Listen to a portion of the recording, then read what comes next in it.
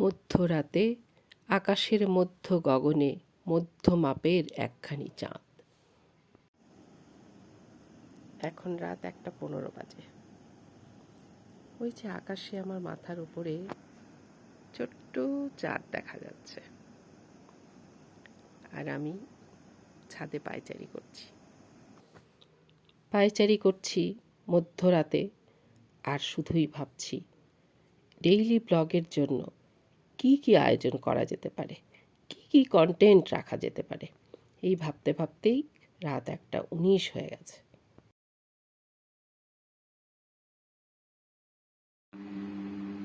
এখন রাত অনেক হলো। এই ডেইলি ব্লগ যারা করে সত্যিই তাদের কত নজর রাখতে হয়। এখন বাজে 1:47, আর আমি কিনা ডেইলি ব্লগের খপ্পরে পড়ে ভাবছি কন্টেন্টে কি রাখা যেতে পারে। যাই হোক, এখন এই কাজ কটা একটু সারবো। কটা কাজ নিয়ে বসেছিলাম যেগুলো কমপ্লিট হয়নি, এই ফর্মগুলোকে ব্যবস্থা করতে হবে। এটাকে করে নিয়ে অন্তত শুতে যাবার প্রস্তুতি নিই। শুভ সকাল।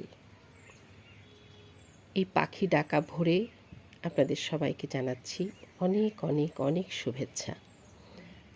আজকের দিনটা তাহলে শুরুই হলো। কোথা দিয়ে কত দূর পর্যন্ত এগোবো দেখি। কালকে এই শাক গাছগুলো অন্য টবে বসিয়েছি। এই টবটা ঠিক করেছি। এটা একটা নয়নতারা গাছ আছে, ওটা পরে অন্য একটা টবে লাগাবো। আর এখানে এগুলোতে একটু জল দিচ্ছি, মগে করেই জলটা দিতে হবে, আর পাইপ দিয়ে সব অন্য গাছগুলোতে জল দেব। আজকে সকালে একটু বেরোনোর তাড়া আছে, কিন্তু উঠতে একটু দেরি করেছি।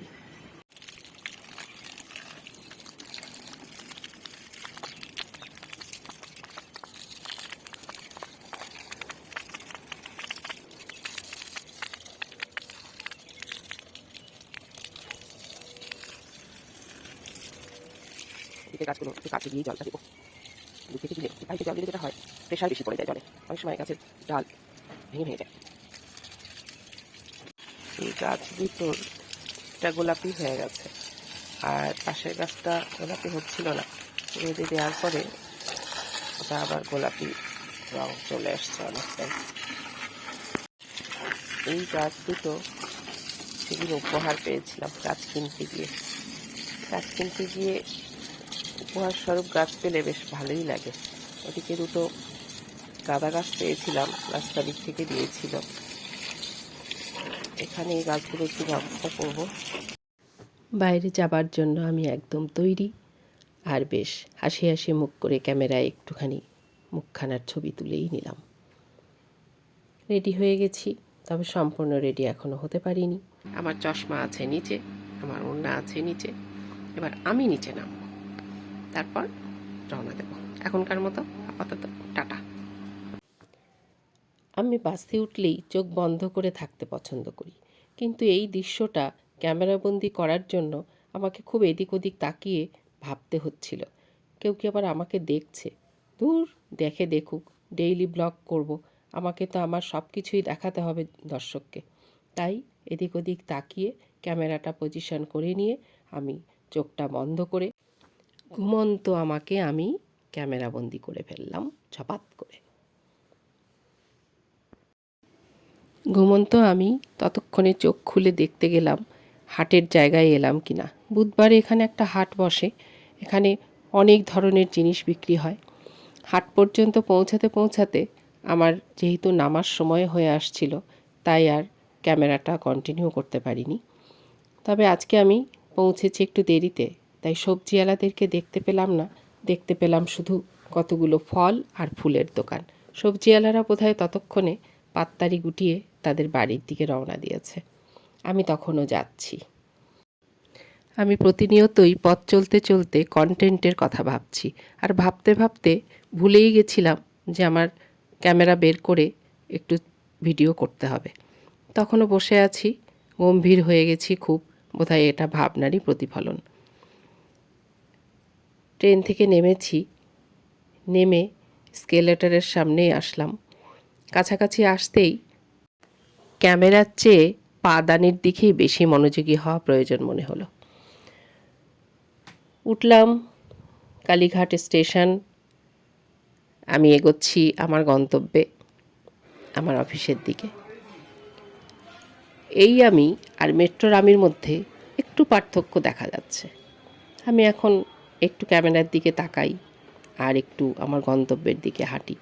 যেহেতু ডেইলি ব্লগের মধ্যে আমাকে একটু দেখাতে হবে, তাই ভিডিওটুকু একটু ধারণ করলাম, যাতে আমি সময় মতো এটাকে রেখে দিতে পারি। সিঁড়ি ভাঙছি, অনেকগুলো সিঁড়ি।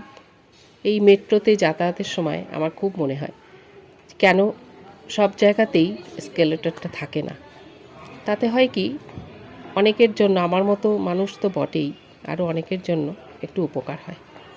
যাই হোক, অন্যদিন সিঁড়িগুলো গুনতে পারি, কিন্তু আজকে ক্যামেরার দিকে এতটাই মনোযোগ ছিল যে আমি সিঁড়ি গোনার দিকে আর ব্যস্ত ছিলাম না। আমি যথারীতি উঠলাম, একটু হাঁপিয়ে গেছি, তখন সিঁড়ি গোনার কথা মনে পড়ল। অনেক দিন পর যেহেতু যাচ্ছি অফিসে, মনে হলো কিছু চকলেট নিয়ে যাই সবার জন্য।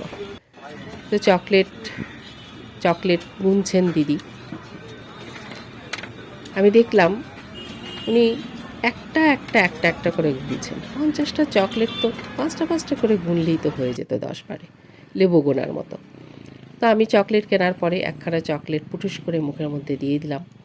আর চকলেটটা চিবাতে চিবাতে ভাবছি, এই ইক্লেয়ার্স ছোটোবেলাতে যখন মাসির বাড়িতে নিয়ে যেতাম, মাসির মেয়েটা, ওই বোনটা খালি বলতো দাঁতের মধ্যে আটকে যায়। তা আমি যখনই ইক্লেয়ার্স চিবাই, আমার তখনই আমার ওই বোনটার কথা মনে পড়ে।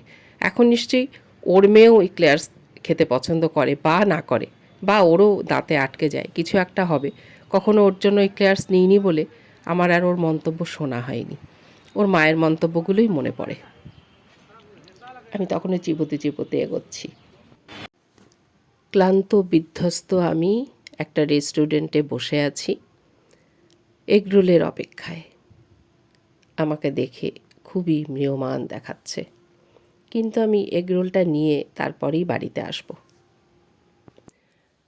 আমি ততক্ষণে চিকেন রোল নাকি এগরোল নাকি চিকেন রোল নিয়ে বাড়িতে পৌঁছে গেলাম। এবারে আমি এটাকে কামড় দেব এবং চিবিয়ে চিবিয়ে আরাম করে বসে বসে খাবো। আজকের মতো এই ব্লগটা আমি এখানেই শেষ করব। আপনাদেরকে সবাইকে শুভরাত জানাচ্ছি। সবাই ভালো থাকুন, সুস্থ থাকুন। আর আমি বরং ততক্ষণে এটা চিবিয়ে চিবিয়ে খাই। শুভরাত।